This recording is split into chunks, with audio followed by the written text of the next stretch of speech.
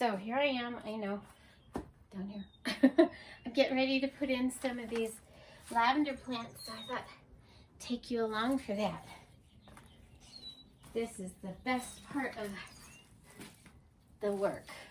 All the hard work's almost done.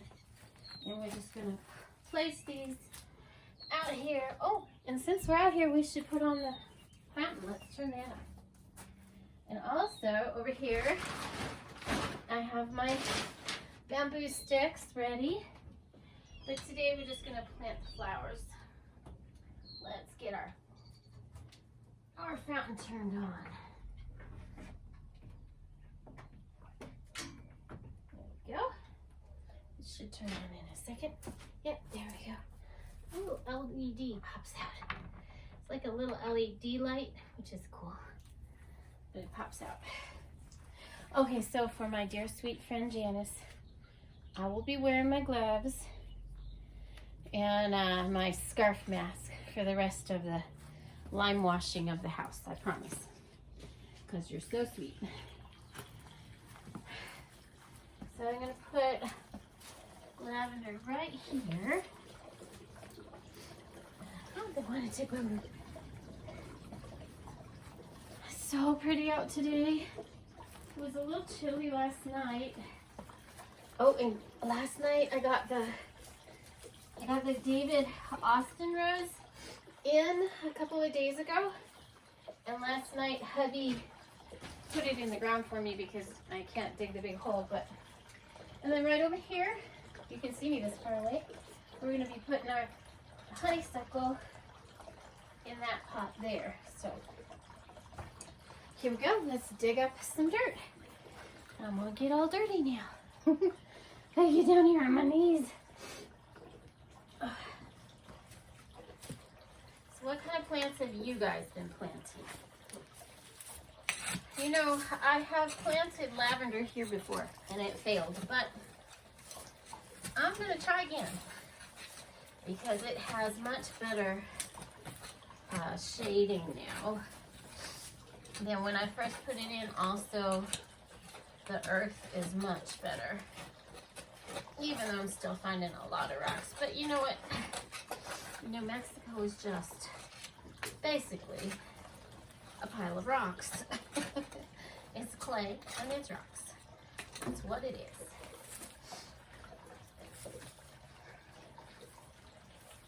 Lavender does well in New Mexico. Like I said, when I lived out in the East Mountains, I could just put it just about anywhere and it did just fine. But here in Albuquerque, I have much harsher sun, so I talk about that a lot. I know. You're probably tired of it. Hi, Snickers. You going to help us? That's so nice. Got his hair washed the other day, and he got his bangs trimmed, but he still needs... I cut his hair myself. I used to work for a dog groomer years ago. He was the bather and brusher and dryer person. And actually his type of little dog was my favorite dog to work with. They're so sweet. They're gentle dogs. Okay, here we go. They're real easygoing dogs. They'll hang out. They like to do adventurous things. He used to love going to the beach when we lived by the ocean. He'd stand out in the wind there. The wind didn't bother him there. And he'd let his ears would just fly up in the air. I don't know, he looked like he thought he was flying, didn't you? Yeah. A lot of fun there. Anyhow, I cut his hair myself. I do a terrible job. Poor thing. But their hair grows so fast, those little dogs. And everywhere I can, I try to reduce any outgoing costs. So that's one of them. And since I've had a little experience, it's good. Okay, so I have still down here found the plastic So I must have left the plastic up close to the house here. That's good. I guess that's good. The plastic that's underneath the, where the rock base was for the sort of driveway. I still don't understand. Oh, there we go. That's pretty good. All right. And see, you probably saw me do it on the other one, but this one's not bad at all. But when the roots are all bound up, break them up before I put them in. Sometimes they've been sitting in pots a long time and those roots get bound up. Every gardener will tell you the same thing. Just break them up, loosen them up when you pull them out of the pot. All right, number 3. This part is just so easy and enjoyable when you're doing small plants. Like doing the rose was hard because the roots are quite wide, and so you've got to make a really good wide hole. And out in the front of our house, we have major rocks out there. And those, I don't know, my roses do really well out there, so the rocks don't seem to interfere with their lives there, but it sure does for us digging holes, that's for sure. I think, you know, when they built the places years ago, they compounded the earth like they do with every other, you know, subdivision. And it just compacted those rocks in there. Anyway, I just hope my rose does well. If it doesn't, it doesn't, but I was really excited. It's a climbing rose. And this one, the roots are coming through the bottom and it's holding it in the pot, so I'll break them there and then just kind of squeeze it. It falls right out. But see, look, see how those roots are like really stuck there? So just pull them up like this. It seems merciless, but it's actually really good for them. There we go. All right. We got 3 in the ground. That was pretty easy. Let's go do the honeysuckle. Let's see if I can move your camera without making you dizzy. Oh, enough to get up off the ground. Snickers. Get to see me groaning and moaning. Sorry about that. Once you're on the ground, it's hard to get back up. All right, here we go. Let's move over here. And let's do the honeysuckle. Here we go. You guys dizzy yet? No. All right, let's get my little shovel.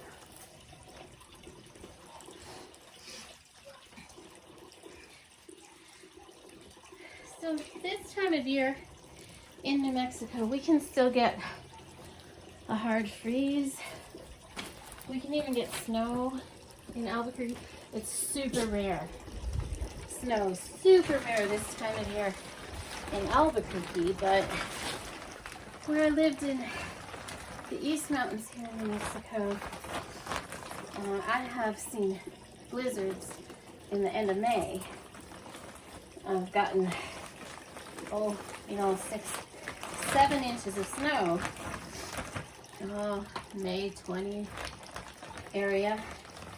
And it's like real tricky because you think it's all fine because we get really warm days like this, so it can really trick you. I had to get a little more potting soil for this. Let's see, I need a scoopper. I'm not going to lift that.